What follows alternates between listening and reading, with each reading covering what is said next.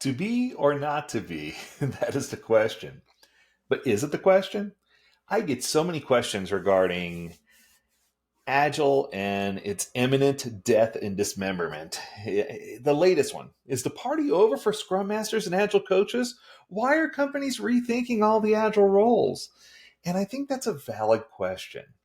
Over the past decade, Agile adoption in organizations has seen a huge upswing. Large enterprises, banks, insurance companies, automakers, Department of Defense, entertainment have all been in the forefront of launching Agile transformations to achieve greater business agility. The promise of increased flexibility, faster delivery, and enhanced collaboration across teams is almost impossible to resist in today's competitive world, where markets change rapidly, bringing risks and opportunities.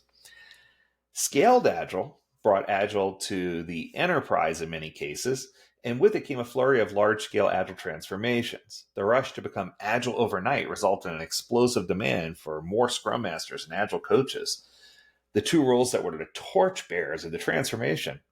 However, a new development has emerged, especially recently.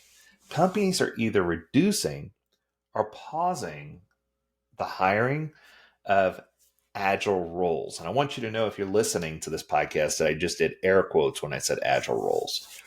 Because what we're seeing is the roles are still there, but the set of accountabilities tied to the roles is more focused on change management, quality management, and making certain that we understand Agile from end to end.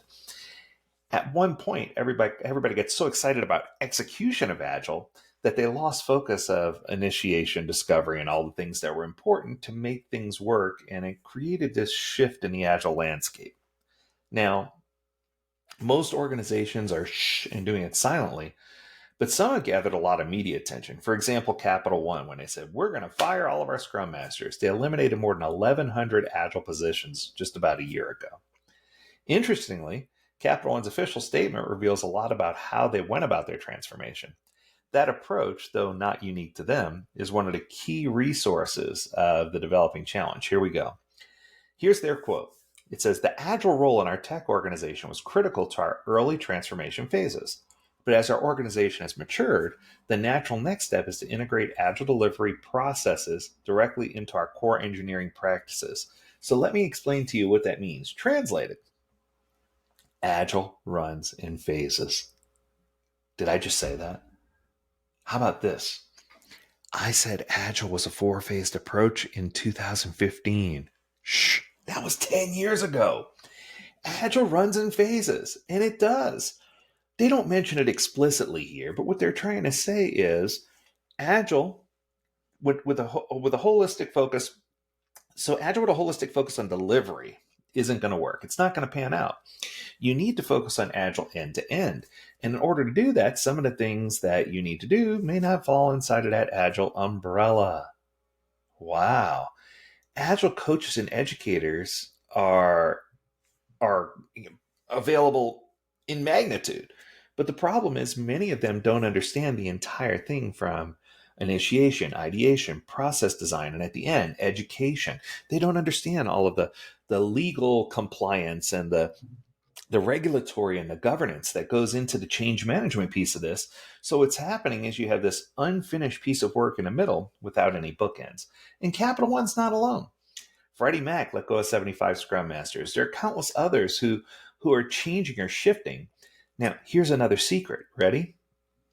Many of these organizations are getting rid of Scrum Masters and hiring Agile project managers. I did those air quotes again. So what's an Agile project manager? It's a Scrum Master with different or other accountabilities. There we go. So buzzwords and certifications over expertise and experience are starting to shift. People are hiring, especially niche skills. It's always been tricky, but in an eagerness to join the Agile bandwagon, many companies just prioritize style over substance. And they were blinded by the Agile industrial complex's flashy marketing and fly-by-night certifications. This is why you're starting to see organizations like the Scrum Alliance lean in on micro-credentials. And one of the things that I've done is I've really started to focus on those micro-credentials, because I really think that's the aha or the that's going to give you the biggest impact in a short burst. While they may be certified, Many Scrum Masters and Agile coaches don't have the necessary background to operate in a complex technical environment that modern software development is all about. Without that background, they often remain on the outside of what's going on. Additionally, many Scrum Masters and Agile coaches haven't had organic growth or mentoring to hone their skills in change management. They were thrust into a transformation with theoretical knowledge, and they struggle to drive real change and innovation. And their presence in the organization has no significant impact on business results. So they're good to have, but not critical. So, given there was no entry barrier regarding background or experience to being a Scrum Master or an Agile coach, many of what we call empty suits, air quotes again, found their way to these roles. All you needed was to shell out money, a lot of money, to get the coveted certification. And then with budgeting demand, there was a high probability that you would find a client somewhere that would take you in. It didn't help that most companies set a very low bar and expectations from Scrum Masters. They didn't need Scrum Masters for more than teaching Scrum, scheduling Scrum meetings, and updating Jira boards. It didn't matter if the Scrum Master didn't understand what the team was doing, neither the technology nor the domain. They made no attempt to learn them, and that made them almost obsolete. All they had to do was carry the Scrum flag and continue ranting about the importance of adhering to the rules of Scrum. Do you hear the people? Oh, sorry. I was having a Les Mis moment. But they were merely facilitators, and they didn't facilitate the right things. There were so many quotes that I heard. We have a lot of people, empty suits, who can parrot a lot of Agile talk, but they have no real transformation experience. And this is where I launched an initiative at AgileDad. So one of the things that I talk about is the difference with AgileDad is it's Agile training that doesn't suck. And I know that sounds horrible, but it's true.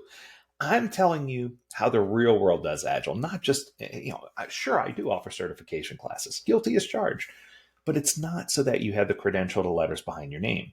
I want you to be able to go into the workplace and really make a difference. And I think that's one of the keys. And I think that in many organizations, you have team members who graduated from a university less than 5 years ago. They've never worked in a traditional waterfall environment, and they're native Agile users, but they don't understand Agile implicitly. They just understand and focus on Agile delivery. And when you have that, and they don't see the big picture of where Agile came from, what the roots are, how they can better themselves. And then even worse, you have people who are in the organizations who've been there for a long time who aren't focused on continual improvement.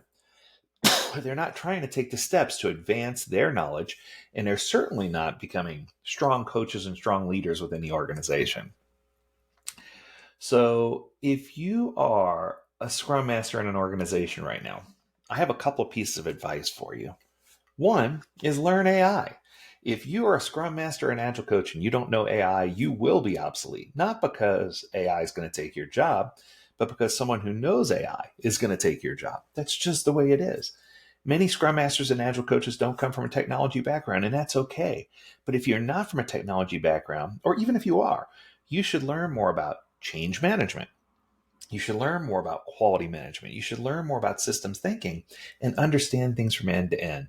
Because the traditional role of a Scrum Master is folding into more of an Agile project manager. And I think that the big thing you need to understand is that if you're going to get training or coaching from an individual or an organization, you need to make sure that you're not just going for the low price leader. I saw a recent video and it made me shake my head and say, that was a good video. And I said, if you are getting Scrum training and you're paying less than a certain amount for it, it's not valid. It's just not, you get what you pay for. And I think that finding a trainer or coach that you have some type of attachment to, that you can relate to, that understands practical implementation of how to do things, is going to help you and your organization embrace Agile more successfully. That's going to do it. I hope you enjoyed this episode. If you have a topic you want us to discuss, learn more at agiledad.com. We'd love to hear from you. And as always, we encourage you to stay healthy, stay well, and stay agile, my friends. Until next time, do take care.